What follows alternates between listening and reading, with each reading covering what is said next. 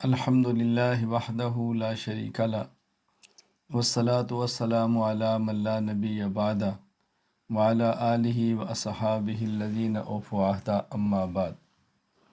تخصص فی العقائد الاسلامیہ کا اصول فقہ کا سبق چل رہا تھا۔ باب ثانی سنت رسول صلی اللہ علیہ وسلم پر گفتگو تھی۔ اس میں نے فصل اول اور فصل خامس اور فصل سادس یعنی ان میں 6 فصول تھی، جن میں سے یہ میں نے پڑھا دی، اور درمیان میں اسفار کی وجہ سے کچھ اسباق رہ گئے۔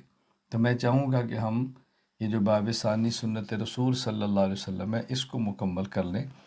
تو آج اس کی فصل ثانی پڑھتے ہیں، پھر جتنا وقت ہوا آگے فصل ثالث اور رابع انشاءاللہ العزیز پڑھیں گے۔ فصل ثانی ہے تقسیمات اربع کا بیان۔ تقسیمات اربع کا معنی کہ اس فصل میں ہم بیان کریں گے کہ کیفیت اتصال، کیفیت انقطاع، محل خبر اور نفس خبر کی تقسیم، یہ 4 تقسیمات ہوں گی، جس میں تقسیم اول کیفیت اتصال کے بارے میں، تقسیم ثانی کیفیت انقطاع کے بارے میں، تقسیم ثالث محل خبر کے بارے میں، اور تقسیم رابع نفس خبر کی تقسیم پر گفتگو کریں گے انشاءاللہ العزیز۔ پہلے 2 فائدے اور 2 باتیں نشین فرما لیں۔ نمبر 1، اصول فقہ میں سنت کے باب میں خاص، عام، امر، نہی، مشترک، مؤول وغیرہ تمام اقسام پر ابحاث کی جائیں گی، اور یہ وہی ابحاث اور وہی بحثیں اور وہی گفتگو ہے جو کتاب اللہ میں ہو چکی ہے۔ یعنی جس طرح کتاب اللہ میں خاص بھی ہے، عام بھی ہے، سنت رسول صلی اللہ علیہ وسلم میں خاص بھی ہے، عام بھی ہے۔ کتاب اللہ میں امر بھی ہے اور نہیں بھی ہے، سنت رسول میں امر بھی ہے، نہیں بھی ہے۔ کتاب اللہ میں مشترک اور مؤول بھی ہے، تو سنت رسول میں بھی یہی مشترک، مؤول وغیرہ کی تقسیمات موجود ہے۔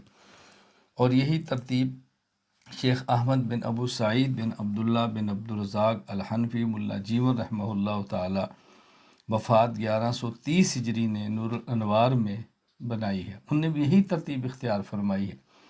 چنانچہ وہ تحریر فرماتے ہیں، الاقسام التی سبق ذکرها فی بحث الکتاب من الخاص والعام والامر والنہی وغیر ذلک کلها ثابت فی السنہ فیعلم حالها بالمقایسۃ علیہ، کہ یہ جو کتاب اللہ میں بحث کی جاتی ہے، عام، خاص، امر اور نہیں وغیرہ، یہ تمام ابحاث سنت کے اندر بھی ہیں، ان کو کتاب اللہ پر قیاس کر لیا جائے۔ یعنی جس طرح بحثیں کتاب اللہ کے اندر، اسی طرح بحثیں سنت رسول کے اندر بھی ہیں۔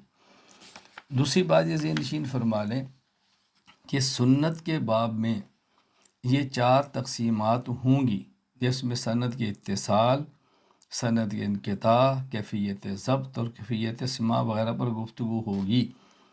یہ تقسیمات کتاب اللہ میں نہیں ہیں۔ اس کی وجہ یہ ہے کہ کتاب اللہ ہم تک تواتر کے ساتھ پہنچی ہے، اور جہاں تواتر ہو وہاں سند پر بحث ہی نہیں ہوتی۔ جب سند پر بحث نہیں ہوگی تو سند کی انقطاع، اتصال پر بھی بات نہیں ہوگی۔ شیخ ابو محمد عبدالحق حقانی دہلوی رحمہ اللہ وفات 1336 ہجری النامی شرح منتخب الحسامی میں فرماتے ہیں، البحث عن کیفیت الاتصال والانقطاع ومحل الخبر وکیفیت السماع والضبط والتبلیغ فهذه الابحاث كلها لا توجد الا في الكتاب لانه مروی بخبر متواتر، چونکہ کتاب اللہ خبر متواتر سے ثابت ہے، اس لیے وہاں پر ہی ابحاث نہیں ہوتی۔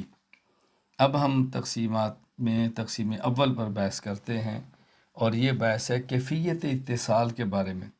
یعنی اس تقسیم میں بیان کیا جائے گا کہ یہ حدیث آپ صلی اللہ علیہ وسلم سے ہم تک جو متصل پہنچی ہے، اس اتصال کی کیفیت کیا ہے۔ کیفیت اتصال کے اعتبار سے حدیث کی 3 قسمیں ہیں جو بہت معروف ہیں، خبر متواتر، خبر مشہور اور خبر واحد۔ ان میں وجہ حسر یہ 3 ہی قسمیں کیوں ہیں؟ اس لیے کہ حدیث متصل کا اتصال آپ صلی اللہ علیہ وسلم سے ہم تک یا تو کامل درجے کا ہوگا یا کامل درجے کا نہیں ہوگا۔ اگر کامل درجے کا ہو تو یہ خبر متواتر ہے، اگر کامل درجے کا نہ ہو تو دو حال سے خالی نہیں، یا وہ اتصال میں صورتاً شبہ ہوگا یا اس اتصال میں صورتاً اور معنن شبہ ہوگا۔ اگر صورتاً شبہ ہو تو خبر مشہور ہے، اور اگر صورتاً اور معنن وہاں پر کسی درجے میں شبہ موجود ہو تو خبر متواتر ہے، خبر واحد ہے۔ خبر متواتر کی تعریف امام ابو البرکات حافظ الدین عبداللہ بن احمد بن محمود نصفی رحمہ اللہ وفات 710 ہجری المنار مانور الانوار میں فرماتے ہیں، الخبر الذی رواہ قوم لا یحصى عددهم ولا یتوہم متواۃهم علی الکذب، وہ خبر جس کی روایت کرنے والے افراد اس قدر زیادہ ہوں کہ ان کی تعداد شمار کرنا دشوار ہو اور ان کا کسی جھوٹی بات پر اتفاق کر لینا بھی محال ہو۔ اس کا حکم امام ابو البرکات حافظ الدین عبداللہ بن احمد بن محمود النصفی رحمہ اللہ وفات 710 ہجری المنار مانور الانوار میں فرماتے ہیں، انہ یوجب علم الیقین کالعیان علما ضروریا، یہ خبر متواتر علمی یقینی کا فائدہ دیتی ہے جس طرح آنکھوں دیکھی چیز علم یقینی کا فائدہ دیتی ہے۔ اس کی مثال حضرت ابو ہریرہ رضی اللہ تعالیٰ عنہ سے حدیث پاک امام ابو الحسن مسلم بن حجاج القشیری النشاپوری رحمہ اللہ وفات 261 ہجری صحیح مسلم باب تغلیظ الکذب علی رسول اللہ صلی اللہ علیہ وسلم میں فرماتے ہیں، من کذب علی متعمدا فلیتبوأ مقعدہ من النار، جو شخص جان بوجھ کر مجھ پر جھوٹ بولے وہ اپنا ٹھکانہ جہنم میں بنائے۔ اور اس حدیث کے بارے میں مولانا عبد الحلیم لکھنوی رحمہ اللہ تعالی وفات 1285 ہجری قمر الاقمار حاشیہ نور الانوار میں فرماتے ہیں، من کذب علی متعمدا فلیتبوأ مقعدہ من النار ان رواتہ ازید من مئۃ، اس حدیث مبارک کے راوی 100 سے بھی زائد ہیں، یعنی خبر متواتر ہے۔ خبر مشہور شیخ احمد بن ابو سعید بن عبداللہ بن عبدالرزاق الحنفی رحمہ اللہ المعروف ملا جیمن وفات 1130 ہجری نور الانوار میں فرماتے ہیں، ہوا ما کان من الاحاد فی الاصل ای فی القرن الاول وهو قرن الصحابۃ رضی اللہ عنہم ثم انتشر حتى ينقله قوم لا يتوهم تواءتهم على الكذب وهو القرن الثانی ومن بعدهم، یعنی قرن التابعین وتبع التابعین۔ یہ وہ حدیث ہے جو ابتداء میں احاد کے زمرے میں تھی، یعنی پہلے دور میں صحابہ کرام رضی اللہ عنہ کا جو دور ہے اس میں، پھر یہ اتنی پھیل گئی کہ اس کو نقل کرنے والے اتنے افراد تھے کہ جن کا جھوٹ پر اتفاق کر لینا ممکن نہ ہو، گمان نہ کیا جا سکے، اور یہ دوسرے اور اس کے بعد کے دور میں ایسے ہوا، یعنی اس کا پھیل جانا۔ دوسرا دور ہے تابعین کا اور تیسرا دور ہے اتباع تابعین کا۔ تو یہ گویا ان نے خبر مشہور کی تعریف یہ کی ہے کہ جو قرن اول یعنی صحابہ کرام رضی اللہ تعالی عنہم اجمعین کے دور میں تو خبر واحد کی طرح ہو، لیکن قرن تابعین اور قرن اتباع تابعین کے اندر اتنی پھیل جائے کہ اس کے نقل کرنے والوں کا جھوٹ پر جمع ہونا ناممکن ہو۔ اس کا حکم امام ابو البرکات حافظ الدین عبداللہ بن احمد بن محمود النصفی رحمہ اللہ تعالی وفات 711 ہجری وفات 710 ہجری المنار مانور الانوار میں فرماتے ہیں، انہ یوجب علم طمانینت، خبر مشہور علم طمانینت کا فائدہ یعنی قابل اطمینان بات کا فائدہ دیتی ہے۔ علم طمانینت کا درجہ علم یقینی سے کے قریب اور ظن غالب سے اوپر ہوتا ہے، اس لیے اس کے یقینی ہونے کا اعتقاد رکھنا تو ضروری ہوتا ہے، لیکن اس کے منکر کو کافر نہیں کہتے، البتہ فاسق کہہ دیتے ہیں۔ اس کی مثال صحیح بخاری میں حدیث موجود ہے، حضرت عمر بن خطاب رضی اللہ عنہ فرماتے ہیں، میں نے رسول اکرم صلی اللہ علیہ وسلم سے سنا، آپ نے فرمایا، انما الاعمال بالنیات، عمل کا مدار نیتوں پر ہے، اس حدیث کے بارے میں مولانا عبدالرحیم لکھنوی رحمہ اللہ وفات 1285 ہجری قمر الاقمار حاشیہ نور الانوار میں فرماتے ہیں ھذا حدیث مشہور صرح بہ الثقات، یہ حدیث مشہور ہے کہ جس کی تصریح ثقہ حضرات محدثین نے فرمائی ہے۔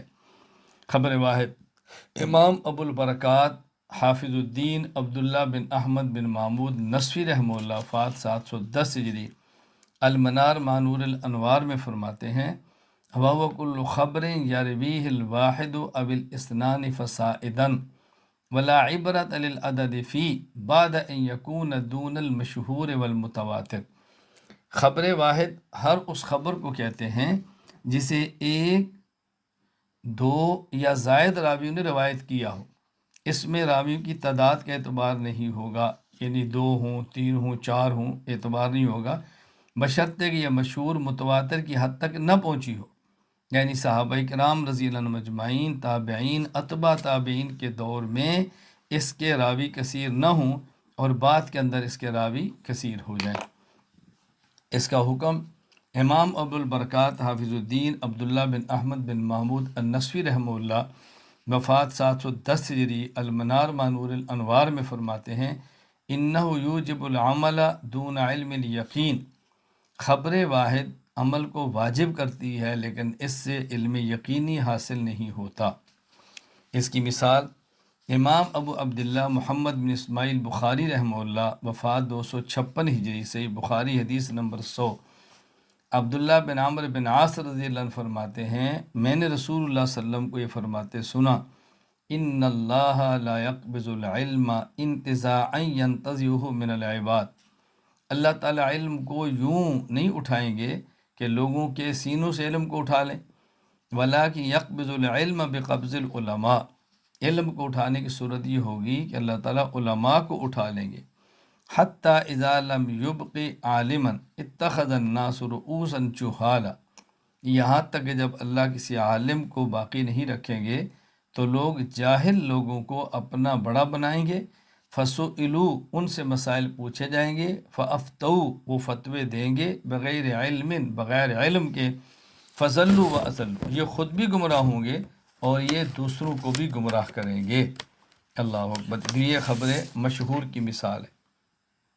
تقسیم ثانی، دوسری تقسیم کیفیت انقطاع کے بارے میں۔ اس تقسیم میں بیان کیا جائے گا کہ آپ صلی اللہ علیہ وسلم سے ہم تک حدیث پہنچنے میں اگر واسطے گرے ہیں تو ان کی کیفیت کیا ہے۔ بنیادی طور پر انقطاع کی 2 قسمیں ہیں، نمبر 1 انقطاع ظاہر، نمبر 2 انقطاع باطن۔ انقطاع ظاہر کا معنی ہوتا ہے راوی ارسال کرے، یعنی راوی اپنے اور آپ صلی اللہ علیہ وسلم کے درمیان پائے جانے والے واسطوں میں سے کوئی واسطہ بیان نہ کرے، اسے کہیں گے انقطاع ہو گیا کہ راوی نہیں رہا، تو یہ ارسال ہے۔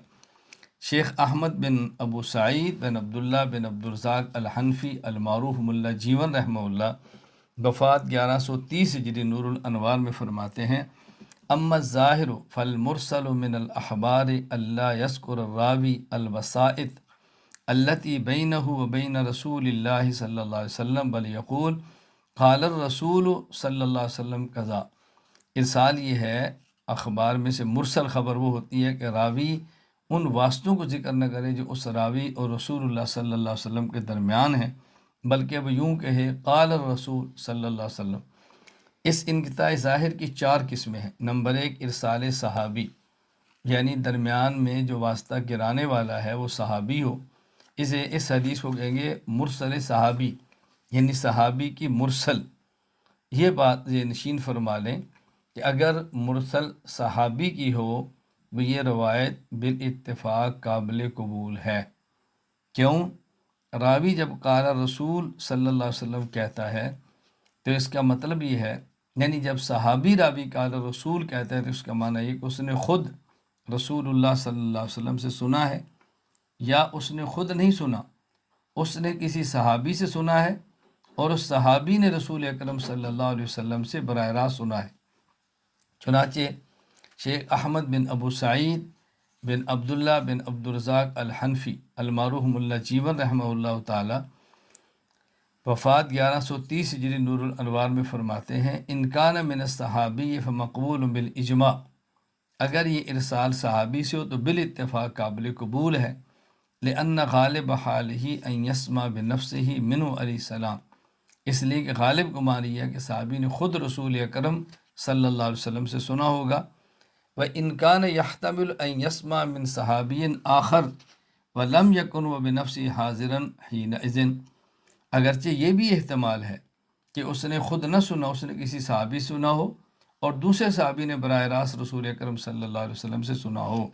اس کی مثال امام ابو عبداللہ محمد بن اسماعیل بخاری رحمہ اللہ وفات 256 ہجری صحیح بخاری میں حدیث نقل کرتے ہیں، عن عائشہ ام المؤمنین رضی اللہ عنہا ان الحارث بن ہشام رضی اللہ عنہ سأل رسول اللہ صلی اللہ علیہ وسلم فقال یا رسول اللہ، حضرت عائشہ فرماتی ہیں کہ حضرت حارث بن ہشام نے رسول اللہ صلی اللہ علیہ وسلم سے پوچھا یا رسول اللہ کیف یاتی کا الوحی، آپ کو وحی کیسے آتی تھی، اس کی صورت کیا تھی؟ فقال رسول اللہ صلی اللہ علیہ وسلم، آپ نے ارشاد فرمایا، احیانا یأتینی مثل سلسلۃ الجرس وهو اشدہ علی فیفصم عنی وقد وعیت عنہ ما قال، کبھی ایسے ہوتا ہے کہ جیسے گھنٹی بجنے کی آواز مجھے محسوس ہوتی اور یہ سب سے سخت کیفیت ہوتی، اور تھوڑی دیر کے بعد وہ کیفیت ختم ہو جاتی تو جو کچھ کہا ہوتا میں اس کو محفوظ کر لیتا۔ وَأَحْيَانًا يَتَمَثَّلُ لِيَ الْمَلَكُ رَجُلًا فَيُكَلِّمُنِي فَأَعِي مَا يَقُولُ، اور بس اوقات میرے سامنے فرشتہ آتا اور آدمی کی صورت میں آتا تو وہ جو بات کہتا میں اس کو محفوظ کر لیتا۔ اب دیکھیے جو حدیث پاک حضرت عائشہ رضی اللہ تعالی عنہ حارث بن ہشام سے نقل کرتی ہیں، تو اس میں یہ بھی احتمال ہے کہ حضرت عائشہ نے اس وقت موجود ہوں جب حضرت حارث بن ہشام نے رسول اللہ صلی اللہ علیہ وسلم سے پوچھا۔ اب تو ارسال نہیں ہے، براہ راست حضرت عائشہ سن رہی ہیں اور رسول اللہ صلی اللہ علیہ وسلم فرما رہے ہیں۔ دوسرے بھی ممکن ہے کہ حضرت عائشہ تو موجود نہیں تھی، حارث بن ہشام نے رسول اللہ صلی اللہ علیہ وسلم سے پوچھا اور پھر حارث بن ہشام سے حضرت عائشہ نے سنا، حضرت عائشہ نقل فرما دیا، لیکن حضرت عائشہ یہ نہیں فرما رہی کہ مجھے حارث بن ہشام نے بتایا ہے کہ رسول اللہ صلی اللہ علیہ وسلم نے فرمایا، تو ممکن حضرت عائشہ خود موجود ہوں، اب تو مرسل نہیں ہے، ممکن حضرت عائشہ موجود نہ ہوں، حضرت حارث نے نبی پاک صلی اللہ علیہ وسلم سے پوچھا ہو اور آپ نے ارشاد فرمایا ہو، حضرت عائشہ نے براہ راست اللہ کے نبی کو فرماتے نہیں سنا، حضرت حارث پر اعتماد کیا اور آپ نے فرمایا قال رسول اللہ، کہ رسول اللہ صلی اللہ علیہ وسلم نے یہ جواب دیا تھا، تو یہ مرسل صحابیہ ہو جائے گی۔ چنانچہ امام ابو الفضل شہاب الدین احمد بن علی ابن حجر عسقلانی رحمہ اللہ وفات 852 ہجری فتح الباری شرح سے بخاری میں فرماتے ہیں، یحتمل ان یکون عائشہ رضی اللہ تعالی عنہ حضرت ذالک، ممکن ہے جب حضرت حارث نے سوال کیا تو حضرت عائشہ وہاں پہ موجود ہوں۔ وَيَحْتَمِلُ أَن يَكُونَ الْحَارِثُ أَخْبَرَهَا بِذَلِكَ، ممکن ہے حضرت حارث نے خود حضرت عائشہ کو یہ بتایا ہو۔ اس کے بعد فَيَكُونُ مِن مُرْسَلِ صحابہ، تو پھر یہ مرسل صحابہ ہو جائے گی۔ وَهُوَ مَحْكُومٌ بِوَصْلِ عِندَ الْجُمْهُور، جمہور محدثین کیا یہ مرسل نہیں بلکہ اس کا حکم مرسل نہیں بلکہ موصول ہی شمار ہوگی، یعنی گویا کہ براہ راست صحابی اللہ کے نبی سے سن رہا ہے، یوں شماروں کے درمیان میں کوئی واسطہ گرا ہوا نہیں ہے۔ نمبر 2، ارسال تابعین اور ارسال اتباع تابعین، یعنی دوسری مثال کیا ہے؟ وہ ہے اس بات کی مثال کہ ایک تابعی صحابی سے سنے اور صحابی نبی پاک سے، لیکن تابعی صحابی کا واسطہ ذکر نہ کرے، یا تبع تابعی ہو اور وہ واسطہ ذکر نہ کرے۔ یہ جو تابعی یا تبع تابعی کے قال رسول اللہ صلی اللہ علیہ وسلم اور واسطہ ذکر نہ کرے تو یہ بھی احناف کے ہاں مقبول ہے، قابل قبول ہے۔ چنانچہ شیخ احمد بن ابو سعید بن عبداللہ بن عبدالرزاق الحنفی المعروف ملا جیمر رحمہ اللہ وفات 1130 ہجری نور الانوار میں فرماتے ہیں، وَمِنَ الْقَرْنِ الثَّانِي وَالثَّالِثِ كَذَلِكَ عِنْدَنَا أَيْ مَقْبُولٌ عِنْدَ الْحَنْفِيَّةِ بأن يقول التابعی او تبع التابعی قال رسول اللہ صلی اللہ علیہ وسلم کذا، قرن ثانی تابعین، قرن ثالث تبع تابعی، فرمایا ان کیا ارسال بھی احناف کیا مقبول ہے۔ اس کی مثال امام ابو محمد عبد الرحمن بن ابی حاتم محمد بن ادریس بن منذر حنظلی الرازی رحمہ اللہ وفات 327 ہجری تفسیر میں اپنی تفسیر میں فرماتے ہیں، ام محمد ابن کعب القرظی رحمہ اللہ تعالی قال کان رسول اللہ صلی اللہ علیہ وسلم اذا قرأ فی الصلاة اجابہ من وراءہ، کہ جب رسول اللہ صلی اللہ علیہ وسلم نے نماز میں قرأت فرمائی تو جو پیچھے صحابہ موجود تھے ان نے بھی جواب دیا۔ جواب کیسے دیا؟ جب آپ نے پڑھا بسم اللہ الرحمن الرحیم تو وہ بھی کہتے بسم اللہ الرحمن الرحیم، حتی تنقضی الفاتحہ والسورہ، تو سورہ فاتحہ بھی ایسے اور باقی سورت بھی ایسے۔ کچھ وقت گزرا، کچھ عرصہ گزرا تو پھر یہ آیت نازل ہوئی، وَإِذَا قُرِئَ الْقُرْآنُ فَاسْتَمِعُوا لَهُ وَأَنصِتُوا لَعَلَّكُمْ تُرْحَمُونَ فَقَرَأَ وَأَنصَتُوا۔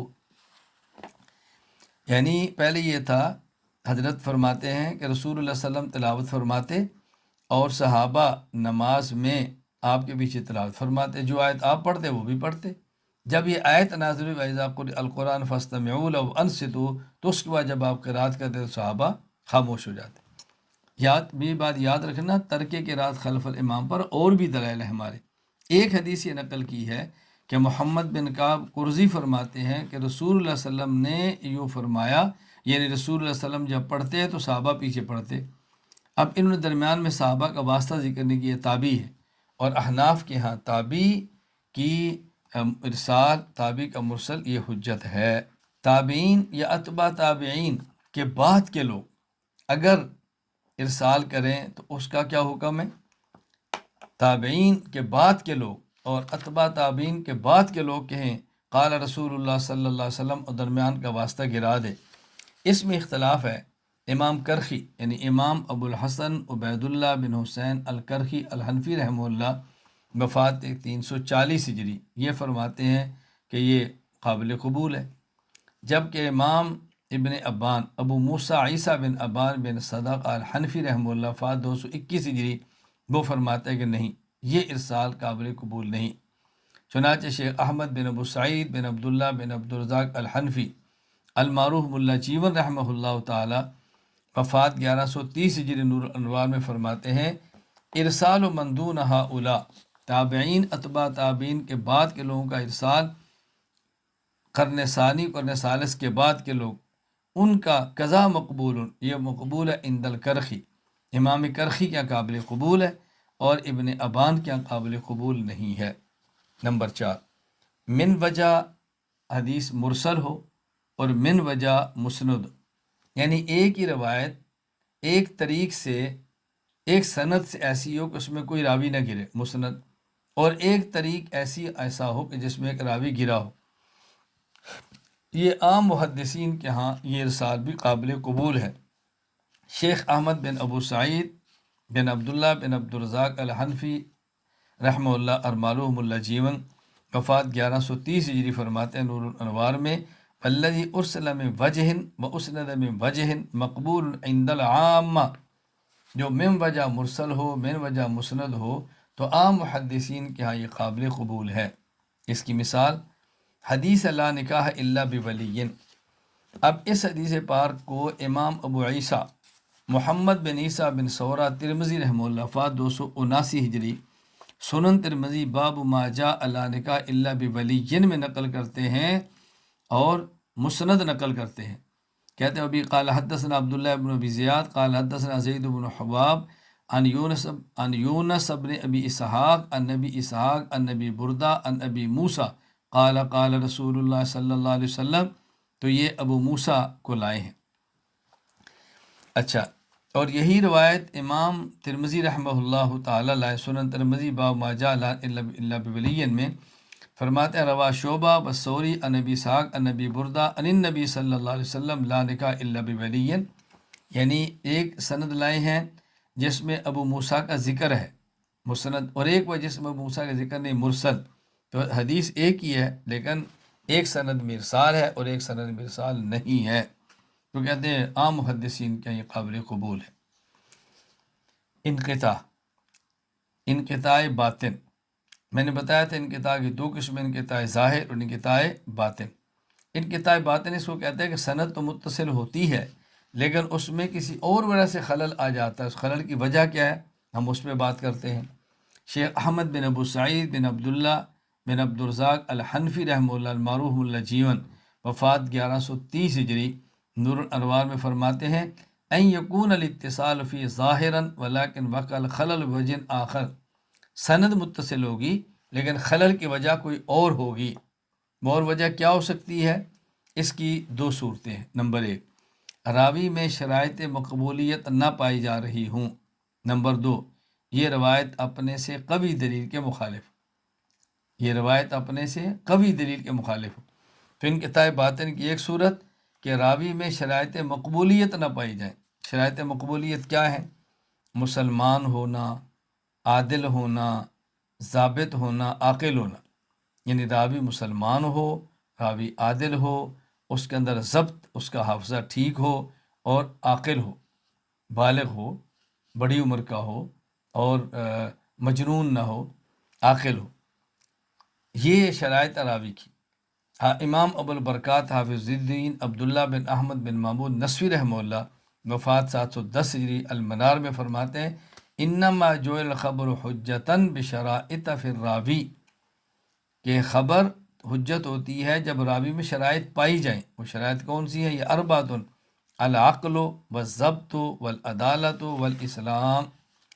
اس کی مثال امام محمد بن اسحاق بن خزیمہ بن مغیرہ النشاپوری رحمہ اللہ، وفات 311 ہجری، صحیح ابن خزیمہ میں حدیث نقل کرتے ہیں باب وضع الیمین علی الشمال فی الصلاۃ کے تحت، کہ دائیں ہاتھ کو بائیں ہاتھ پر نماز میں کہاں باندھیں۔ حدیث نقل کی ہے، کہتے ہیں صلیت مع حضرت وائل بن حجر کہتے ہیں صلیت مع رسول اللہ صلی اللہ علیہ وسلم ووضع یدہ الیمنی علی ید الیسری علی صدرہ، کہ وائل بن حجر کہتے ہیں میں نے رسول اللہ صلی اللہ علیہ وسلم کے پیچھے نماز پڑھی اور آپ نے اپنا دایاں ہاتھ بائیں ہاتھ پر رکھا، علی صدرہ، اور آپ نے ہاتھ سینے پر باندھے، علی صدرہ، ہاتھ سینے پر باندھے۔ اب دیکھیں ہم احناف ہاتھ باندھتے ہیں ناف کے نیچے، ابن خزیمہ کی حدیث ہے کہ آپ صلی اللہ علیہ وسلم نے ہاتھ سینے پر باندھے۔ اب بات ذہن نشین فرما لیں، یہ روایت قابل قبول کیوں نہیں؟ اس لیے کہ اس میں ایک راوی ہیں معمل بن اسماعیل، حضرت امام بخاری فرماتے ہیں منکر الحدیث، یہ منکر الحدیث ہے، ان کی حدیث قابل قبول نہیں ہے۔ المغنی فی الضعفاء میں ہے، میزان الاعتدال للذہبی میں ہے، اور تہذیب و تہذیب ابن حجر کے اندر ہے۔ نصر الدین غیر مقلد، وہ اس کے بارے میں سلسلۃ الاحادیث ضعیفہ میں لکھتے ہیں ضعیف لسوء حفظہ و کثرت خطئہ، یہ روایت ضعیف ہے اس لیے کہ اس کے راوی کا حافظہ بھی کمزور تھا اور یہ راوی غلطیاں بہت کیا کرتا تھا۔ تو سینے پر ہاتھ باندھنے کی حدیث جو ابن خزیمہ میں ہے، یہ حدیث ضعیف ہے۔ انقطاع کی دوسری قسم کہ روایت اپنے سے قوی روایت کے خلاف ہو، خبر اپنے سے کبھی دلیل کے خلاف ہو۔ اس کی مثال اچھی طرح ذہن نشین فرما لیں، حضرت امام ابو عیسیٰ محمد بن عیسیٰ بن سورہ ترمذی رحمہ اللہ، وفات 279 ہجری، سنن ترمذی میں حدیث لائے عبادہ بن صامت رضی اللہ عنہ سے، رسول اللہ صلی اللہ علیہ وسلم فرمایا لا صلاۃ لمن لم یقرأ بفاتحۃ الکتاب، کہ جو شخص سورۃ الفاتحہ نہ پڑھے اس کی نماز نہیں ہوگی۔ بعض لوگ کہتے ہیں سورۃ الفاتحہ نماز میں پڑھنا فرض ہے، اور دلیل میں یہ حدیث پیش کرتے ہیں کہ اللہ کے نبی نے فرمایا جو فاتحہ نہ پڑھے اس کی نماز نہیں ہوتی۔ لیکن اس حدیث کی بنیاد پہ سورۃ الفاتحہ ایک فرض قرار دینا درست نہیں۔ کیوں؟ اس لیے کہ یہ دلیل اپنے سے قوی دلیل کے مخالف ہے۔ اس سے قوی دلیل کیا ہے؟ قرآن کریم سورۃ المزمل آیت نمبر 20 فَقْرَؤُوا مَا تَيَسَّرَ مِنَ الْقُرْآنِ، قرآن کریم میں ہے کہ جو تمہیں قرآن سے کہیں بھی آسان ہو وہ پڑھ لو۔ اب اس صورت نے بتا دیا کہ سورۃ الفاتحہ نہیں، تم جہاں سے پڑھنا چاہو پڑھو۔ تو معلوم ہوا کہ سورۃ الفاتحہ ہی پڑھنا فرض نہیں ہے بلکہ کہیں سے بھی قرات کرنا فرض ہے۔ اب یہ قرآن کریم آگے آیت کہ تم جہاں سے آسان ہو پڑھ لو، اور سنن ترمذی کی حدیث آگئی کہ فاتحہ کے بغیر نماز نہیں ہوتی، ان دونوں میں تطبیق احناف نے قائم کی ہے کہ آیت کی بنیاد پر مطلق قرات کو فرض قرار دیا اور حدیث کی بنیاد پر سورۃ الفاتحہ کو واجب قرار دیا۔ یعنی مطلق قرات کرنا تو فرض ہے لیکن سورۃ الفاتحہ پڑھنا واجب، اور اس کے ساتھ ایک اور سورت پڑھنا واجب ہے۔ چنانچہ مولانا عبدالحلیم لکھنوی رحمہ اللہ، وفات 1285 ہجری، قمر الاقمار حاشیہ نور الانوار میں فرماتے ہیں لیس الفرض عندنا الا مطلق القراء، مطلق قراءت فرض ہے، قرآن کریم میں ہے فقرؤوا ما تیسر من القرآن، فقصار الامر ان تکون الفاتحۃ واجبہ۔ اس مسئلے کا خلاصہ یہ ہے کہ ہم سورۃ الفاتحہ کو واجب کہہ دیں اور مطلق قراءت کو فرض قرار دے دیں۔ یہاں پر تقسیم ثالث محل خبر کا بیان۔ محل خبر کا مطلب ان جگہوں کا ذکر کیا جائے گا جہاں پہ خبر حجت بنتی ہے۔ وہ جگہ کون کون سی ہیں کہ جہاں پہ خبر حجت بنتی ہے؟ محل خبر کی ابتداءً دو قسمیں ہیں، نمبر ایک حقوق اللہ، نمبر دو حقوق العباد۔ پھر حقوق العباد کی تین قسمیں ہیں، نمبر ایک جن میں صرف الزام ہو، یعنی جس خبر کے ذریعے کسی پر کوئی چیز لازم ہو۔ نمبر دو جس میں الزام بالکل نہ ہو، یعنی اس خبر کو مان لینے سے کسی پر کوئی چیز لازم نہ ہو۔ نمبر تین من وجہ الزام و من وجہ الزام نہ ہو، اب اگر خبر کو مان لیا جائے تو کچھ چیزیں لازم ہوں گی، کچھ لازم نہیں ہوں گی۔ اس کی تینوں کی مثالیں سمجھیں۔ نمبر ایک حقوق اللہ، اگر محل خبر حقوق اللہ ہوں تو ان امور میں خبر واحد حجت بن سکتی ہے، چاہے یہ امر عبادت کا ہو، چاہے یہ امر عقوبات کے قبیل سے ہو، جیسے بھی ہو جاری ہوگی۔ ہم صرف شیخ احمد بن ابو سعید بن عبداللہ بن عبدالرزاق الحنفی المعروف ملا چیور رحمہ اللہ، وفات 1130 ہجری، نور انوار میں فرماتے ہیں فَإِنْ كَانَ مِنْ حُقُوقِ اللَّهِ تَعَالَى يَكُونُ خَبَرُ الْوَاحِدِ فِي حُجَّةً سَوَاءٌ كَانَ مِنَ الْعِبَادَاتِ أَوِ الْعُقُوبَاتِ، اگر یہ محل خبر حقوق اللہ میں سے ہو تو خبر واحد وہاں پہ حجت ہوگی، خواہ وہ عبادات میں سے ہو یا عقوبات سزاؤں میں سے اس کا تعلق ہو۔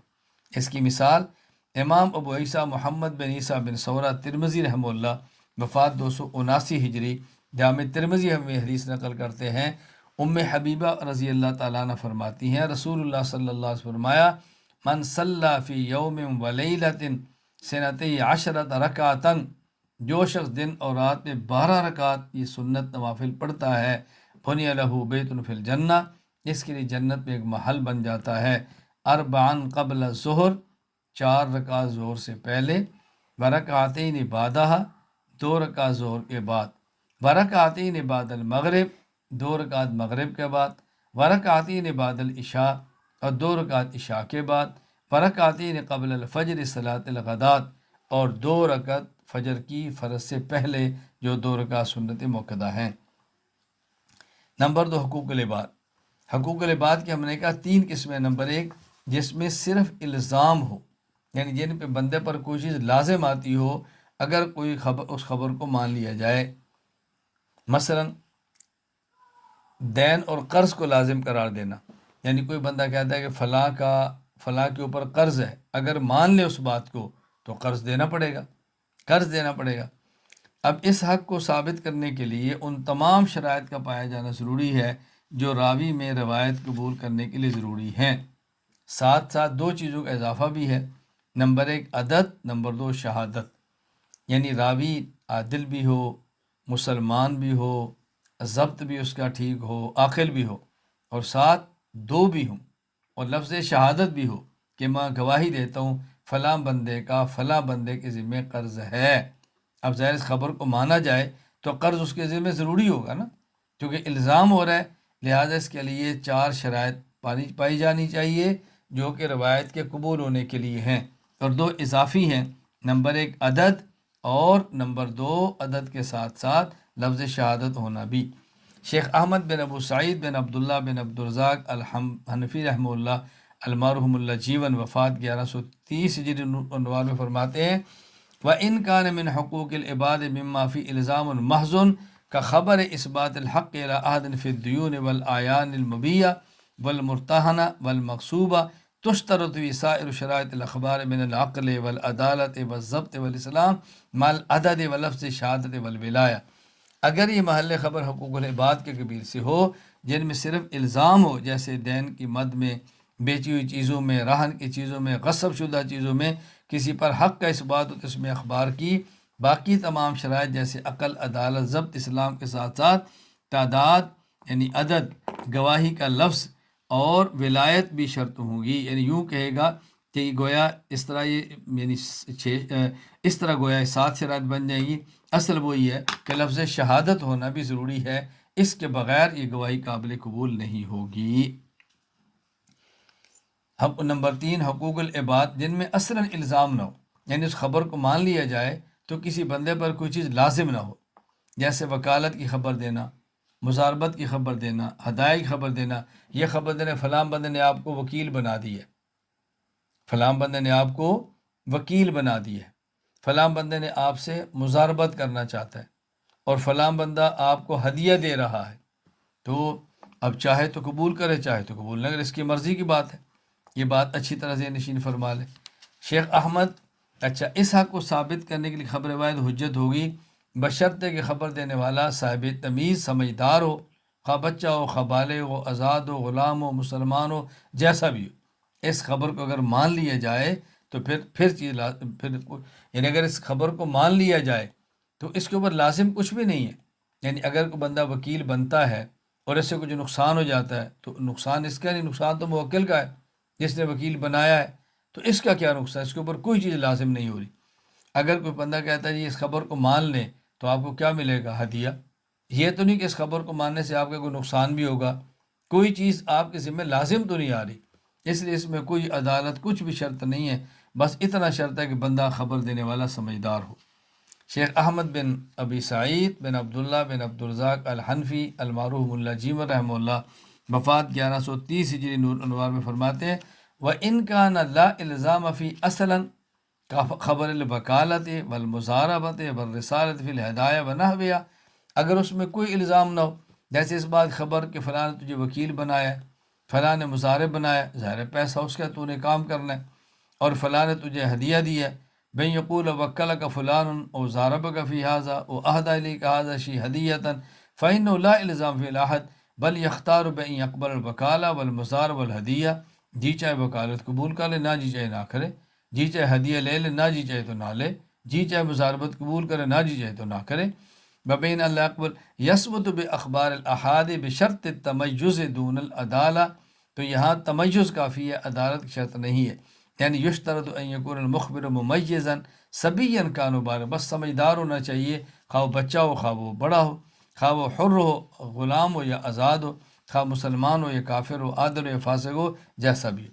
نمبر 4، حقوق العباد کی وہ قسم کہ جس میں من وجہ الزام ہو، من وجہ الزام نہ ہو، یعنی ایک جہت سے چیز لازم ہو جائے اور ایک جہت سے چیز لازم نہ ہو۔ مثلا کوئی خبر دے کہ فلاں بندے نے آپ کو معزول کر دی ہے، یعنی پہلے وکیل تھا اور خبر آئے کہ فلاں نے آپ کو معزول کر دیا ہے۔ اب دیکھو جب اس نے معزول کر دیا ہے، اگر اس خبر کو مان لیا، اگر اس خبر کو مان لیا اور یہ معزول ہو گیا، وکالت ختم کر دی، تو اب ظاہر وکیل تو نہیں رہا، اور اگر خبر کو نہ مانا اور وکیل رہا، اب اس سے نقصان ہوا تو نقصان کی ذمہ داری خود ہوگا، موکل نہیں ہوگا، کہ اس نے تو معزول کر دیا تھا۔ تو من وجہ الزام ہے، من وجہ الزام نہیں ہے۔ اچھا، اسی طرح کوئی غلام تھا جس کو اجازت دی تھی تجارت کرنے کی، اب خبر دی کہ آپ کے مولا نے آپ کو آپ کی اجازت کو ختم کر دی ہے، اب آپ تجارت نہ کریں، تو اگر وہ تجارت پھر بھی کرتا ہے اور نقصان ہوتا ہے، نقصان خود اٹھائے گا، اور اگر اس نے اس کو قبول کر لیا، اب کسی چیز کا ذمہ دار نہیں ہے، تو بات قبول کرے گا تو کوئی نقصان نہیں، نہیں مانے گا تو نقصان ہوگا، تو من وجہ الزام ہے، من وجہ الزام نہیں ہے۔ اب یہ جو خبر ہے اس میں شرطیں کیا ہیں؟ امام حنیفہ رحمہ اللہ کے نزدیک اس قسم کے لیے مخبر میں عدد یا عدالت میں کسی ایک چیز کا پایا جانا ضروری ہے، یا تو بندے دو ہوں یا ایک اور عادل ہو، بس اتنا کافی ہے۔ شیخ احمد بن ابو سعید بن عبداللہ بن عبدالرزاق الحنفی رحمہ اللہ المعروف ملا جیمن، وفات 1130 ہجری، نور انوار میں فرماتے ہیں وَإِنْ كَانَ فِي الزام من وجہ دون وجہ، من وجہ الزام و من وجہ الزام نہ ہو، کا خبر العزل الوکیل وحجر المأذون، جس طرح کہ ایک وکیل کو خبر دی گئی تجھے فلاں بندے نے تجھے معزول کر دی ہے، یا غلام تھا اور معزون تھا، اجازت دی کہ تجھ پر پابندی لگا دی ہے، فَإِنَّهُ مِنْ حَيْثُ إِنَّ الْمُوَكِّلَ وَالْمَوْلَى يَتَصَرَّفُ فِي حَقِّ النَّفْسِ بِالْعَزْلِ وَالْحَجْرِ كَمَا يَتَصَرَّفُ بِالتَّوْكِيلِ وَالْإِذْنِ، اس میں اگر یہ دیکھا جائے کہ موکل اور مولا اپنے حق میں تصرف کرتا ہے معزول کر کے اور پابندی لگا کے، جس طرح وہ تصرف کرتا تھا وکیل بنا کے اور اجازت دے کے، فلا الزام فی اصلاً، تو بندے کے اوپر کچھ بھی الزام نہیں، چونکہ اس نے وکیل بنایا ہے، لہذا کوئی نقصان ہوگا تو موکل کا ہوگا، اس نے تجارت کی اجازت دی ہے، اگر نقصان ہوگا تو مولا کا ہوگا۔ ومن حيث أن التصرف يقتصر على الوکیل والعبد بالتجارہ بعد العزل والحجر، اور اگر یہ دیکھا جائے کہ ان تصرف کہ تصرف وکیل اور عبد پر ہوگا معزول کرنے کے بعد اور پابندی کے بعد، یعنی اس نے موکل نے کہا تو میرا وکیل نہیں اور وہ پھر بھی وکیل رہا، تو اب اگر کوئی نقصان ہوا تو وکیل ذمہ دار ہوگا نا، تو اس اعتبار سے اس کے اوپر ذمہ داری آ جاتی ہے، تو اس میں الزام ہے، ضرر ہے وکیل عبد پر۔ فلہذا یشترط فی احد شطری الشہادت عند ابی حنیفہ رحمہ اللہ، لہذا اس میں ایک شرط ہوگی، یا عدد یا عدالت، ای لا بد ان یکون مخبر اثنین، یا تو گواہی دینے والے دو بندے کو خبر دینے والے، اور یا ایک ہو اور عادل ہو۔ تقسیم رابع، نفس خبر کی تقسیم۔ چوتھی تقسیم ہے خبر کی تقسیم کے بارے میں کہ مطلق خبر ہو سکتا ہے سچی ہو سکتا ہے جھوٹی ہو سکتا ہے دونوں احتمال ہو۔ یہ بات ذہن نشین فرمائے نفس خبر کے بارے میں، ان میں سے پہلی خبر کہ جس کے سچا ہونے کا یقین ہے، اس میں جھوٹا ہونے کا وہم بھی نہیں، گمان بھی نہیں، شک بھی نہیں، وہ کس کی ہے؟ رسول اللہ صلی اللہ علیہ وسلم کی خبر ہے، اس لیے کہ آپ معصوم ہیں، پیغمبر تو جھوٹ بول ہی نہیں سکتا، آپ جو خبر دیں گے وہ خبر صادق ہوگی۔ شیخ احمد بن ابو سعید بن عبداللہ بن عبدالرزاق الحنفی رحمہ اللہ، المعروف ملا جیون، وفات 1130 ہجری، فرماتے ہیں قسم یحیط العلم بصدقہ کا خبر الرسول صلی اللہ علیہ وسلم اذ الادلۃ قائمۃ علی عصمتہ عن الکذب وسائر الذنوب، پہلی قسم کہ جو صداقت پر مبنی ہو، جھوٹ کا احتمال بھی نہ ہو، اور یہ پیغمبر کی خبر ہے کیونکہ دلائل اس بات پر قائم ہے کہ نبی معصوم ہے جھوٹ بولنے سے اور نبی پاک ہے تمام گناہوں سے۔ نمبر دو، وہ خبر ہے کہ جس کے جھوٹا ہونے کا یقین ہو، جس میں ہلکا سا شبہ بھی نہ ہو کہ شاید سچی ہو، جیسے فرعون کا دعویٰ تھا خدا ہونے کا، اب ظاہر ہے فرعون حادث ہے اور حادث اور فنا ہونے والا وہ الہ ہو ہی نہیں سکتا، یہ خبر تو یقیناً 100% جھوٹی ہے۔ شیخ احمد بن سعید بن عبداللہ بن عبدالرزاق الحنفی ملا جیون رحمہ اللہ، وفات 1130 ہجری، نور انوار میں فرماتے ہیں قسم یحیط العلم بکذبہ کا دعویٰ فرعون الربوبیہ لأن الحادث الفانیہ لا یکون الہا بالبداہہ، دوسری قسم کہ جو 100% جھوٹی خبر ہوتی ہے، جس طرح فرعون کا دعویٰ اپنے خدا ہونے کا یہ جھوٹا دعویٰ ہے، اس لیے کہ جو شخص فانی ہو وہ قطعاً خدا نہیں ہو سکتا۔ تیسری قسم جس میں سچ اور جھوٹ دونوں کا احتمال ہو سکتا سچی ہو سکتا جھوٹی ہو، یہ ایسے ہے جیسے مسلمان فاسق کی خبر، اب چونکہ مسلمان ہے تو ہو سکتا ہے سچ بولے، چونکہ فاسق ہے ہو سکتا ہے جھوٹ بولے، تو یہاں توقف کریں گے، اس کا حکم کیا ہے؟ توقف، دلیل دیکھیں گے، دلیل ہے تو سچا کہیں گے، نہیں دلیل تو اس کو جھوٹا کہیں گے۔ شیخ احمد بن ابو سعید بن عبداللہ بن عبدالرزاق الحنفی رحمہ اللہ ملا جیون، وفات 1130 ہجری، نور الانوار میں لکھتے ہیں قسم یحتملها علی السواء كخبر الفاسق فإن من حيث اسلامه يحتمل الصدق ومن حيث فسقه يحتمل الكذب فواجب التوقف۔ تیسری قسم یہ ہے کہ جو سچی بھی ہو سکتی ہے جھوٹی بھی ہو سکتی ہے، جیسے مسلمان فاسق کی خبر، اب چونکہ مسلمان ہے تو احتمال ہے سچ بولے، فاسق ہے تو احتمال ہے کہ جھوٹ بولے۔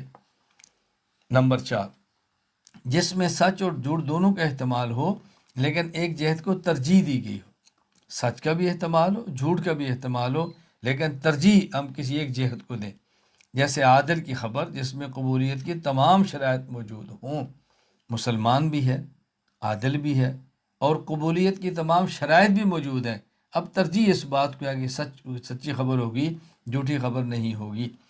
شیخ احمد بن سعید بن عبداللہ بن عبدالرزاق الحنفی ملا جیون رحمہ اللہ، وفات 1130 ہجری، نور الانوار میں فرماتے ہیں قسم یترجح احد احتمالی علی الآخر کا خبر العادل المستجمع للشرائط، کہ جس میں دونوں جانب کا احتمال ہو لیکن ایک جانب کو ترجیح ہو، جس طرح عادل کی خبر جس میں تمام شرائط قبولیت موجود ہوں۔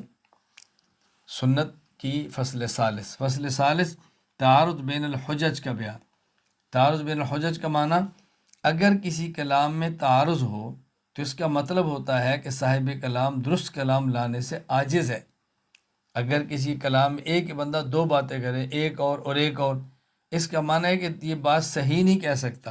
اگر صحیح کہہ سکتا تو ایسی بات کیوں کہتا جو ایک دوسرے کے خلاف ہوتی؟ اس کا معنی ہے کہ صحیح بات نہیں کہہ سکتا۔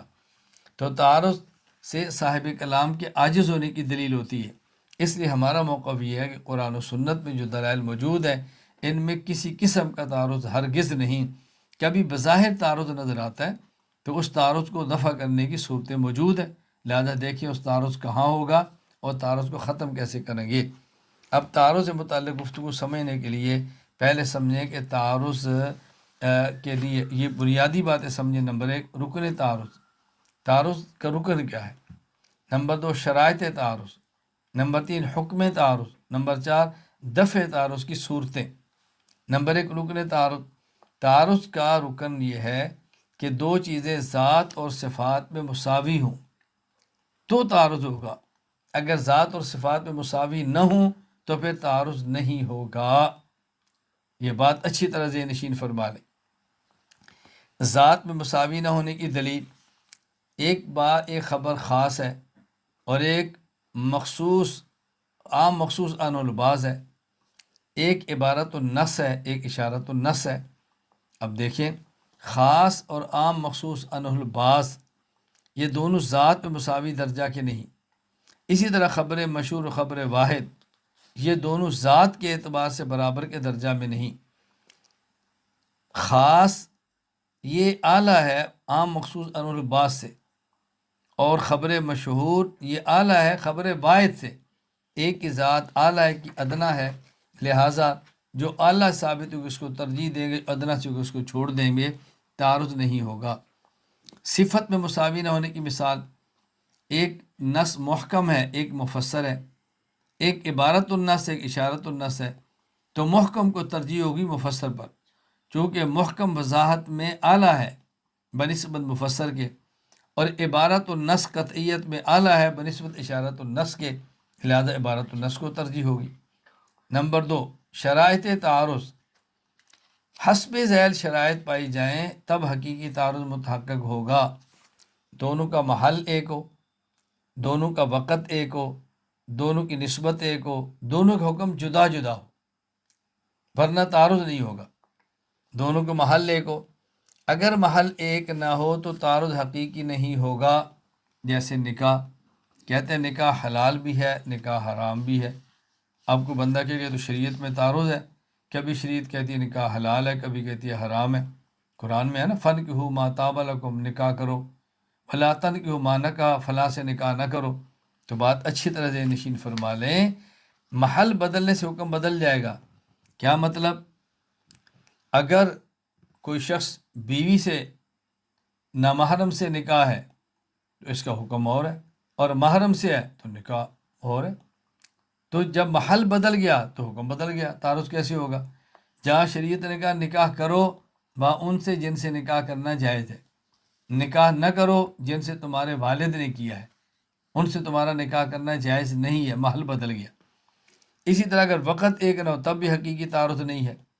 جی شراب حلال بھی تھی، شراب حرام بھی تھی، نکاح پہلے حلال تھی اور بعد میں حرام ہوئی، تو حلال ہونے کا زمانہ اور ہے، حرام ہونے کا زمانہ اور ہے، کوئی تعارض نہیں ہے۔ کوئی بندہ کہنا جی ایک آیت سے ثابت ہوتا ہے حلال ہے، ایک آیت ثابت ہوتا ہے حرام ہے۔ ہم نے کہا جس سے حلال ہونا ثابت ہوتا ہے پہلے دور کی ہے، اور جس سے حرام ہونا ثابت ہوتا ہے پہلے بعد کے دور کی ہے، تو آیتوں میں کوئی تعارض نہیں ہے۔ اچھا، اسی طرح اگر نسبت ایک نہ رہے، نسبت تبدیل ہو جائے تب بھی تعارض نہیں ہوگا۔ ایک عورت جو کسی کے نکاح میں ہو، اگر وہ شوہر کی طرح منسوب ہو تو حلال ہے، اور غیر شوہر کی طرح منسوب ہو تو حرام ہے۔ تو نسبت بدل گئی ہے، حکم بھی بدل گیا ہے۔ اچھا، حکم جدا جدا ہو، مثلا قرآن کہتا ہے زنا حرام ہے اور سنت سے بھی ثابت ہے زنا حرام ہے، تو بات اچھی طرح سمجھیں۔ اگر قرآن کہتا ہے زنا حرام ہے، سنت کہتی ہے حلال ہے، پھر تو تعارض تھا۔ قرآن کہتا ہے حلال ہے، سنت کہتی ہے حرام ہے، تب بھی تعارض تھا۔ تو حکم الگ الگ ہو پھر تعارض ہوتا ہے۔ تو قرآن بھی کہہ رہا ہے حرام ہے، سنت بھی کہہ رہی ہے حرام ہے، تو کیا تعارض ہے؟ یعنی کوئی بندہ کہ یہ تو قرآن میں بھی ہے حدیث میں بھی ہے، قرآن میں تھا تو حدیث میں کیا ضرورت ہے؟ بھائی جو بات قرآن کہہ رہا ہے وہی بات حدیث تفصیل سے کہہ رہی ہے، تو اس میں کوئی تعارض نہیں ہے۔ یہ بات اچھی طرح سے نشین فرما لیں۔ حکم تعارض، دو چیزوں میں تعارض ہو جائے تو کس دلیل کی طرف رجوع کیا جائے گا؟ یعنی دو آیتیں ہیں ان میں تعارض ہو جائے تو رجوع حدیث کی طرف کریں گے، دو حدیثیں ہیں ان میں تعارض ہو جائے تو رجوع قیاس کی طرف کریں گے۔ اگر کسی مسئلے پر دو حدیثوں میں تعارض ہو جائے، ہم قیاس کی طرف جائیں، پھر دو قیاسوں میں بھی تعارض ہو جائے تو پھر کیا کریں گے؟ پھر ابقاء ما کان علی ما کان، یعنی جیسے پہلے تھا ایسے حکم اب بھی ہوگا، اب اس حکم کے اندر ترمیم نہیں ہوگی۔ میں آگے وضاحت کرتا ہوں۔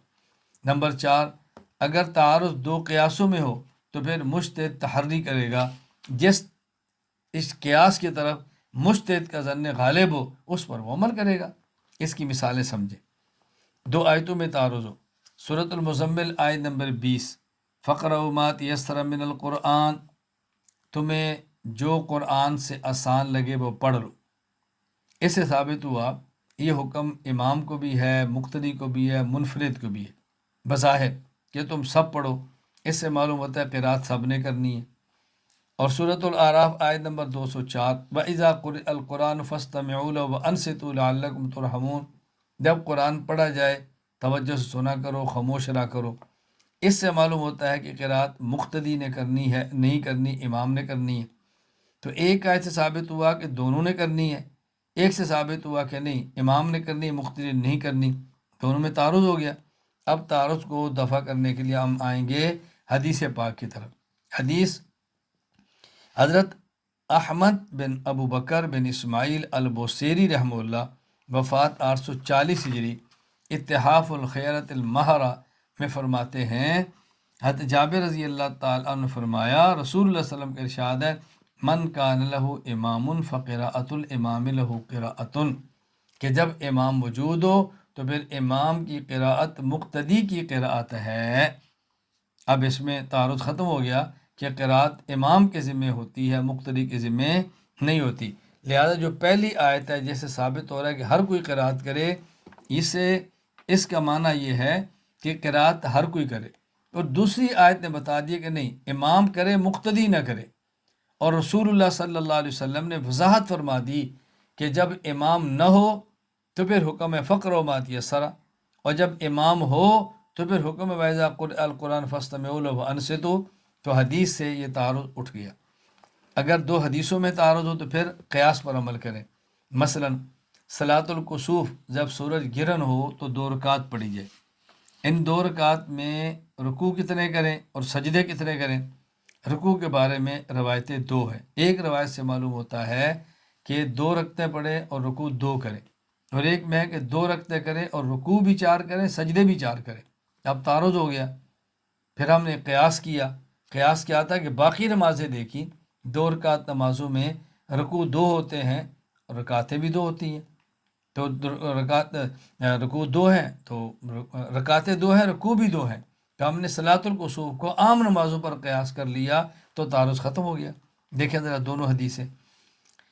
امام ابو القاسم سلیمان بن احمد بن ایوب الشامی الطبرانی رحمہ اللہ، وفات 360 ہجری، المعجم الکبیر طبرانی میں فرماتے ہیں، اسما بنت ابی بکر رضی اللہ تعالیٰ نے فرمایا رسول اللہ صلی اللہ علیہ وسلم نے صلی صلاۃ الکسوف، نماز کسوف پڑھی، فقامہ قیام فرمایا، لمبا قیام کیا، پھر آپ نے رکوع کیا، لمبا رکوع فرمایا، پھر آپ نے سر اٹھایا، پھر سجدہ کیا اور لمبا سجدہ کیا، پھر آپ نے سر اٹھایا، پھر سجدہ فاطال سجود، آپ نے لمبا سجدہ فرمایا۔ اس سے معلوم ہوتا ہے کہ دیکھیں 2 رکعت میں، ایک رکعت میں 1 رکوع ہے اور 2 سجدے ہیں، اس کا معنی کہ 2 رکوع اور 4 سجدے۔ دوسری روایت سنن نسائی کے اندر امی عائشہ رضی اللہ تعالیٰ عنہ سے ہے، فرماتی ہے خسفت الشمس علی عہد رسول اللہ صلی اللہ علیہ وسلم فامر النبی صلی اللہ علیہ وسلم منادی ینادی ان الصلاۃ جامعہ، رسول اللہ صلی اللہ علیہ وسلم کے دور میں سورج گرہن ہوا تو آپ نے منادی کے ذمہ لگایا کہ اعلان کرو کہ ان الصلاۃ جامعۃ، کہ نماز کے لیے جمع ہو جاؤ۔ فاجتمعوا، جمع ہوئے، صفیں بنا لی، آپ صلی اللہ علیہ وسلم نے فصلی بہم اربع رکعات فی رکعتین و اربع سجدات، آپ نے 2 رکعت نماز پڑھائی اور 4 رکوع اور 4 سجدے کی۔ اب دیکھو ایک حدیث پتہ چلا کہ نہیں 2 رکعت اور 2 رکوع، اس سے پتہ چلا کہ 2 رکعت اور 4 رکوع تعارض ہو گیا۔ اب ہم نے رفع تعارض کیسے کیا؟ قیاس کو دیکھا، بقیہ نمازوں پر قیاس کیا تو معلوم ہوا کہ 1 رکعت میں 1 رکوع ہوتا ہے، 1 رکعت میں 2 رکوع نہیں ہوتا۔ اور اگر کہیں حدیث میں بھی تعارض ہو، قیاس کی طرف جائیں، پھر قیاس میں بھی تعارض ہو، اب کیا کریں؟ اس وقت حکم یہ ہوگا کہ جیسے حکم پہلے تھا اسی طرح رہنے دو، اب حکم کے اندر کوئی تبدیلی نہیں آنی چاہیے۔ اس کی مثال سمجھیں، گدھے کا جو جھوٹا ہے اس کا حکم کیا ہے؟ وہ نجس ہے یا وہ طاہر ہے؟ حکم کیا ہے؟ گدھا اگر پانی میں منہ ڈال دے تو یہ پانی پاک ہوگا یا پانی ناپاک ہوگا؟ اس کے بارے میں حدیثیں 2 قسم کی ہیں۔ نمبر 1، مسند شافعی میں جابر بن عبداللہ رضی اللہ تعالیٰ عنہ سے امام محمد بن ادریس شافعی رحمہ اللہ وفات 204 ہجری، یعنی امام شافعی اپنے مسند میں جابر سے حدیث لائے ہیں کہ رسول اللہ صلی اللہ علیہ وسلم سے پوچھا گیا انا توضؤ بماء افضلت الحمر، اے اللہ کے نبی کہ جو گدھا پانی ضرور پیے اور اس کو چھوڑ دے، ہم اس سے وضو کر سکتے ہیں؟ آپ نے فرمایا نعم، جی تم کر سکتے ہو۔ اس سے معلوم ہوتا ہے کہ گدھا جس پانی سے پی لے تو گدھے کا جھوٹا پاک ہے۔ اچھا، دوسری حدیث سنن کبریٰ میں ہے اور حضرت امام ابو عبد الرحمن احمد بن شہاب النسائی رحمہ اللہ تعالیٰ سنن کبریٰ النسائی کے اندر لائے ہیں، وفات 303 ہجری۔ حدیث کے انس فرماتے رضی اللہ تعالیٰ عنہ کہ رسول اللہ صلی اللہ علیہ وسلم نے صبح کے وقت خیبر پر حملہ کیا، سبح رسول اللہ صلی اللہ علیہ وسلم خیبر فخرجوا الینا ومعهم المصاحی فلما رأونا قالوا محمد والخبیث ورجعوا الى الحصن يسعون فرفع رسول اللہ صلی اللہ علیہ وسلم یدی ثم قال اللہ اکبر خربت خیبر انا اذا نزلنا بساحت قوم فساء صباح المنذرین۔ تو خیبر کے لوگ ہمارے سامنے آئے، ان کے ہاتھوں میں کھودنے کے اوزار تھے۔ جب انہیں ہمیں دیکھا تو کہا یہ محمد اور ان کا لشکر، پھر وہ جلدی قلعے کی طرف دوڑے۔ رسول اللہ صلی اللہ علیہ وسلم نے نعرہ تکبیر بلند کیا اور فرمایا کہ خیبر تباہ ہو گیا۔ جب ہم کسی قوم کے میدان میں اترتے ہیں تو صبح ان ڈرائے جانے والوں کے لیے بری خبر ہوتی ہے۔ آگے کیا فرماتے ہیں؟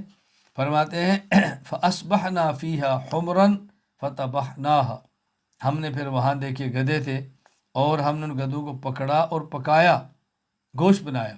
فنادا منادی، نبی صلی اللہ علیہ وسلم رسول اللہ علیہ وسلم کی طرف سے ایک بندے نے اعلان فرمایا ان اللہ عز وجل ورسولہ ینہاکم عن لحوم الحمر، اللہ کے رسول صلی اللہ علیہ وسلم نے تمہیں گدھوں کے گوشت سے منع کر دیا ہے، فإنہ رجسن، یہ ناپاک ہے۔ اب اس سے کیا معلوم ہوا کہ جب گدھا ناپاک ہے تو گدھے کا جھوٹا ناپاک ہوگا۔ اب ایک حدیث سے پتہ چلا کہ گدھے کا جھوٹا پاک ہے اور ایک سے پتہ چلا کہ گدھے کا جھوٹا ناپاک ہے۔ اب گدھے کے جھوٹے کا حکم کیا ہوگا؟ اصول کیا تھا؟ قیاس کی طرف جائیں۔ اب ہم نے قیاس دیکھا تو قیاس بھی 2 الگ ہو گئے، قیاس میں تعارض ہو گیا۔ قیاس میں تعارض کیسے ہوگا؟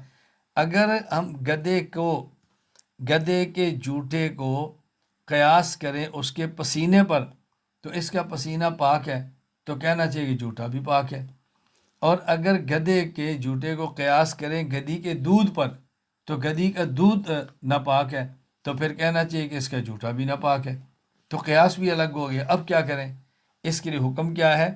ابقاء ما کان علی ما کان، اگر کسی شخص نے اس کا وضو نہ ہو اور وہ گدھے کے جھوٹے پانی سے وضو کر لے تو اس کا وضو نہیں ہوگا، پانی اپنی حالت پر رہے گا، یہ اپنی حالت پر رہے گا، یعنی اس پانی کے استعمال کرنے سے اس کا ظاہر بھی ناپاک نہیں ہوگا اور وضو کرنے سے اس کا وضو بھی نہیں ہوگا، یعنی باطنی طور پر جیسے یہ بے وضو تھا یا بے غسل تھا ناپاک رہے گا، لیکن ظاہری اس کے اوپر چونکہ نجاست نہیں ہے تو ظاہری ناپاک نہیں ہوگا۔ یہ بات اچھی طرح ذہن نشین فرما لیں کہ دونوں میں فرق کیا ہے، کہ جیسے پہلے تھا ویسے ہی اب رہے گا۔ یعنی ایک آدمی نے غسل نہیں کیا، اب اگر اس کے کو ہاتھ کو لگا لے تو اس کا لگانے والے کا ہاتھ ناپاک تو نہیں ہوتا نا۔ اگر ایک آدمی بے وضو ہے تو جیسے بے وضو پہلے تھا اگر گدھے کے جوٹے سے اس نے وضو کر لیا تو اب بھی بے وضو ہی رہے گا، لیکن وہ جو پانی جیسے پہلے نہ پاک تھا اب بھی اسی طرح رہے گا۔ تو یہ فرماتے ہیں کہ اب اس کا اصل کیا ہے؟ ابقاء ما کان علی ما کان، جیسے پہلے تھا ویسے اب رہے گا، اس کے اندر کوئی تبدیلی نہیں آئے گی۔ دو قیاسوں میں تعارض، یعنی اگر کسی مسئلے پر دو قیاسوں میں تعارض ہو جائے، اب ترجیح کس کو دیں گے؟ مجتہد اپنی رائے اور تحری سے کسی ایک قیاس کو ترجیح دے گا۔ اس کی مثال سمجھیں، اگر رمضان مبارک کا روزہ کسی نے رکھا، نیت نہیں کی، اور نیت اس نے کی نصف النہار سے پہلے اس نے نیت کر لی، تو اس کا روزہ ہوگا یا نہیں ہوگا؟ اب قیاس تو ہے، ایک قیاس یہ کہ روزہ نہیں ہوگا، کیوں؟ اس نے کچھ وقت بغیر نیت کے گزارا ہے، اور کوئی بھی نیک عمل بغیر نیت کے قبول نہیں ہوتا۔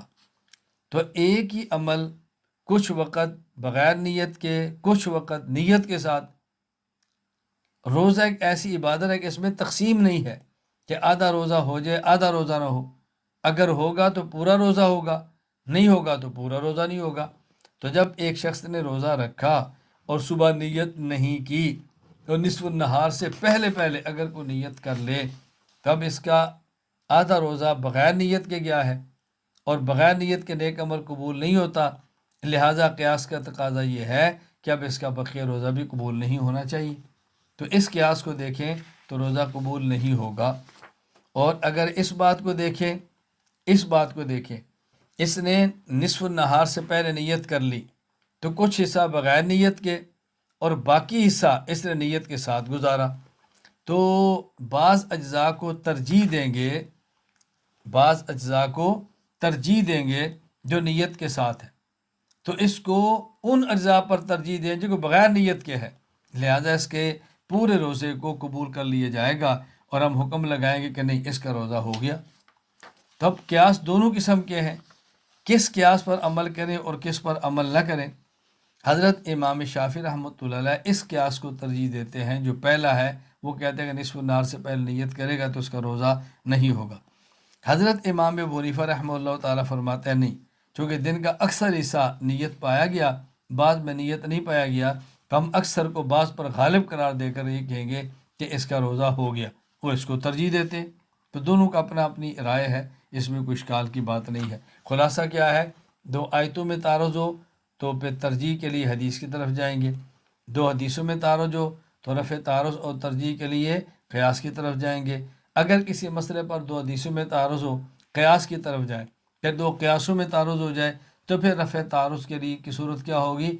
ابقاء ما کان علی ما کان، جیسے پہلے تھا ویسے اب حکم رکھیں گے۔ نمبر 4، اگر دو قیاسوں میں کسی مسئلے پر قیاس ہو اور دونوں میں تعارض ہو جائے تو پھر مجتہد تحری اور اپنے اجتہاد سے جس قیاس کو ترجیح دے گا وہی قیاس مانا جائے گا۔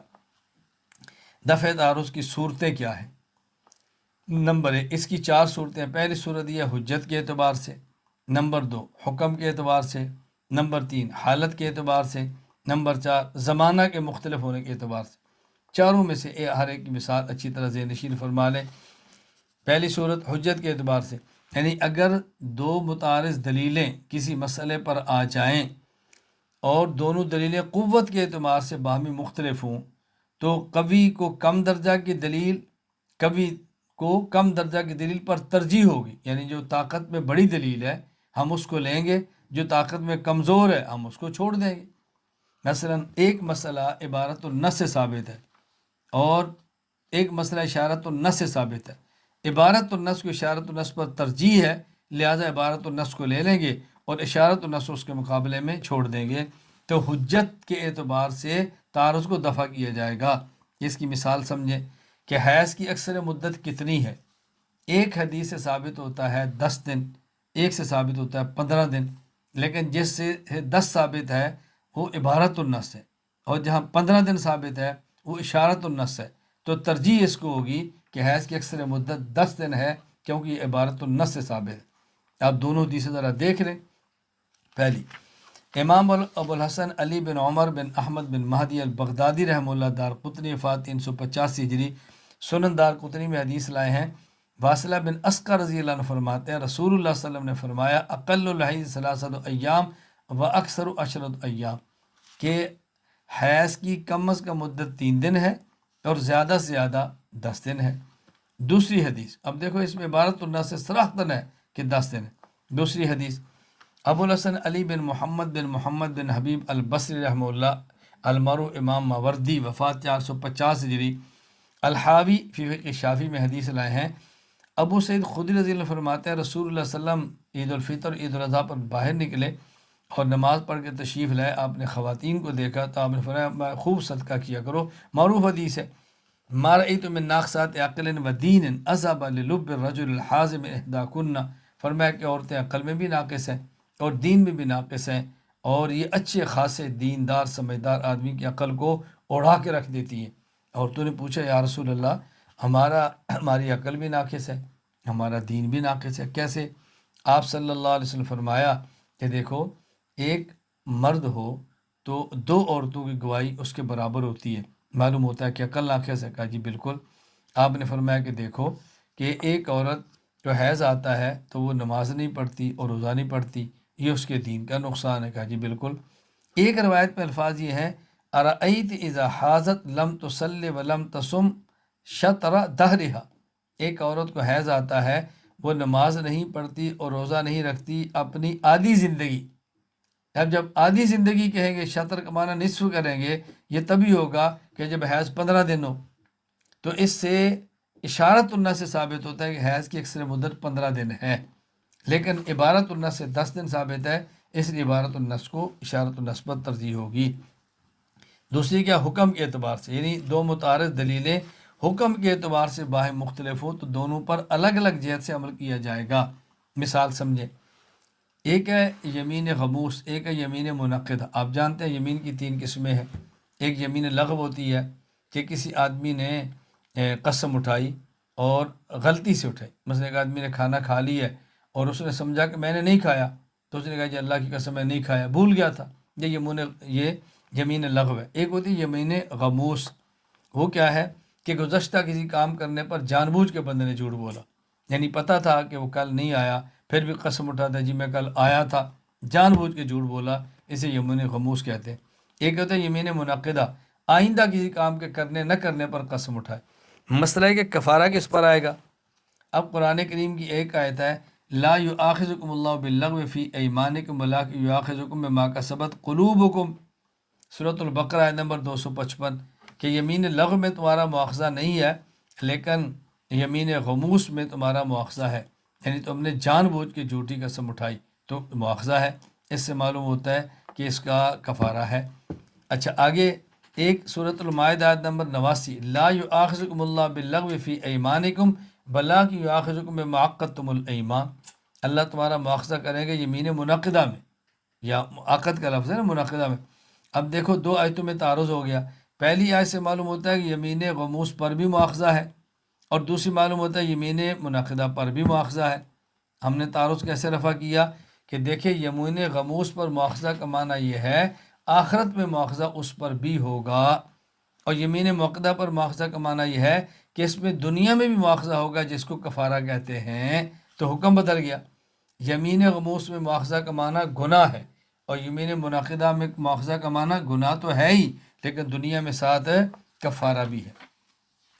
تیسری صورت ہے حالت کے اعتبار سے، یعنی بظاہر 2 آیتوں میں حکم الگ الگ ہے لیکن ایک الگ حالت کا ہے اور دوسرا الگ حالت کا ہے۔ اس کی مثال سمجھیں، سورۃ البقرہ آیت نمبر 222، وَلَا تَقْرَبُوهُنَّ حَتَّى يَطْهُرْنَ، جب عورت کا حیض گزر جائے، ماہواری کے دن گزر جائیں تو عورت سے ہم بستری نہ کرو یہاں تک کہ وہ پاک ہو جائے، یعنی پاک ہو، حیض ختم ہو، پھر اس کے ہم بستری کرو۔ دوسری آیت ہے آیت نمبر 222 سورۃ البقرہ، یہی آیت دوسری قرأت ہے وَلَا تَقْرَبُوهُنَّ حَتَّى يَطَّهَّرْنَ، کہ جب عورت کا حیض ختم ہو جائے تو اس کے ساتھ ہم بستری کرو جب وہ اچھی طرح پاک ہو جائے۔ اچھی طرح پاک ہونے کا معنی ہوتا ہے حیض بھی ختم ہو جائے اور غسل بھی کر لے، یا حیض بھی ختم ہو جائے اس پر ایک نماز کا وقت بھی گزر جائے۔ اب ایک آیت سے معلوم ہوتا ہے کہ عورت کا حیض ختم ہونے کے فوراً بعد ہم بستری کرنا جائز ہے، اور ایک آیت سے معلوم ہوتا ہے کہ نہیں، عورت کے حیض ختم ہونے کے بعد نماز کا وقت گزرے یا وہ غسل کرے تو ہم استری کرنا جائز ہے، ورنہ جائز نہیں، تعارض ہے۔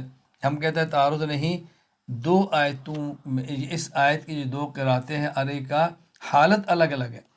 اگر کسی عورت کا حیض ختم ہو جائے پورے 10 دن کے بعد تو پھر غسل سے پہلے، اور اگر نماز کا وقت پورا نہ گزرا ہو غسل کرنے سے پہلے، تب بھی اس سے ہم استری کرنا جائز ہے۔ لیکن اگر کسی کا حیض ختم ہو 10 دن سے پہلے، اب حیض اس سے ہم استری تب کریں گے جب ایک نماز کا وقت گزر جائے یا وہ غسل کر لے۔ اصل یہ ہے کہ وہ غسل کر لے، غسل نہ کرے تو کم از کم ایک نماز کا وقت گزر جائے۔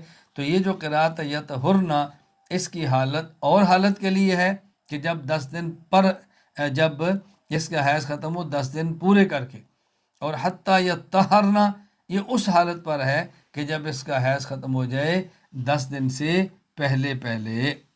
چوتھی صورت کیا ہے کہ زمانہ مختلف ہو، یعنی ایک کا زمانہ اور ہو دوسرے کا زمانہ اور ہو، ایک دلیل کا وقت اور ہو دوسری کا اور ہو، یعنی ایک مسئلہ ثابت ہو رہا ہے ایک نص سے اور طرح، دوسری نص سے اور طرح تعارض ہو جائے، تو جس نص کا وقت بعد میں آنا یقین سے معلوم ہو جائے اس پر عمل کریں گے، اور جو مقدم ہے اس کو منسوخ سمجھیں گے اور اس پر عمل نہیں کریں گے۔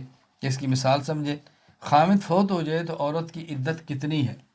4 ماہ 10 دن ہے، یا اس کی عدت اگر اس یعنی خامد فوت ہوا اور یہ حاملہ تھی تو اس کی عدت وضع عمل ہے کیا ہے؟ اب دیکھیں آیتیں دو قسم کی ہے۔ سورہ البقرہ آیت نمبر 234، والذین یتوفون منکم یذرون ازواجا یتربصن بانفسہن اربعۃ اشہر وعشرا، وہ عورت جس کا خامد فوت ہو جائے اس کی عدت ہے 4 ماہ اور 10 دن۔ اس میں کوئی تفصیل نہیں ہے کہ وہ حمل کے ساتھ ہو یا حمل کے بغیر ہو۔ اس سے معلوم ہوتا ہے جس عورت کا خامد فوت ہو جائے اس کی عدت 4 ماہ 10 دن ہے، خواہ وہ حاملہ ہو خواہ وہ حاملہ نہ ہو، یعنی 10 دن کے بعد بچہ پیدا ہو گیا تو عدت 4 ماہ 10 دن گزارے گی، اس آیت سے ثابت ہوتا ہے۔ جبکہ دوسری آیت سورۃ الطلاق آیت نمبر 104، وَأُولَاتُ الْأَحْمَالِ أَجَلُهُنَّ أَن يَضَعْنَ حَمْلَهُنَّ، اس میں ہے کہ وہ عورت جو حاملہ ہے اس کی عدت وضع حمل ہے، یعنی جب بچہ پیدا ہوا تو عدت ختم، خواہ طلاق دی اور 2 گھنٹے بعد بچہ پیدا ہو گیا عدت پوری۔ اچھا اسی طرح اگر شوہر فوت ہو گیا اور یہ حمل کے ساتھ تھی اور 2 گھنٹے بعد بچہ پیدا ہو گیا تو عدت پوری ہو گئی۔ تو پہلی آیت سے معلوم ہوتا ہے کہ عورت جس کا خامد فوت ہو جائے اس کی عدت 4 ماہ 10 دن ہے، خواہ وہ حاملہ ہو یا نہ ہو۔ اور دوسری آیت سے معلوم ہو رہا ہے کہ عورت حاملہ ہو تو اس کی عدت بچے کو جننا ہے، خواہ اس کو طلاق ہوئی ہو خواہ اس کا شوہر فوت ہوا ہو۔ اب کس پر عمل کریں یہ دیکھیں گے کہ بعد والی آیت کون سی ہے۔ امام ابو عبد الرحمن احمد بن شہاب النسائی رحمہ اللہ فات 303 ہجری سنن کبری النسائی میں فرماتے ہیں، حضرت عبداللہ بن مسعود رضی اللہ فرماتے ہیں ان سورۃ النساء القصری نزلت بعد البقرہ، کہ سورۃ النساء القصری یعنی سورۃ الطلاق یہ سورہ بقرہ کے بعد نازل ہوئی۔ معلوم ہوا کہ وہ عورت جس کا خامد فوت ہو جائے اس کی عدت 4 ماہ اور 10 دن ہے، کب؟ جب وہ حاملہ نہ ہو۔ اگر حاملہ ہو تو اس کی عدت 4 ماہ 10 دن نہیں بلکہ اس کی عدت اتنی ہے جب تک اس کا بچہ پیدا نہیں ہوتا، جو ہی بچے کی پیدائش ہو جائے عورت کی عدت ختم ہو جائے گی۔ اللہ تعالیٰ میں بات سمجھنے کی توفیق عطا فرمائے، اس کو اچھی طرح ذہن نشین فرما لے، باقی انشاءاللہ ثم انشاءاللہ ہمارا کل سبق ہوگا۔ السلام علیکم ورحمۃ اللہ وبرکاتہ۔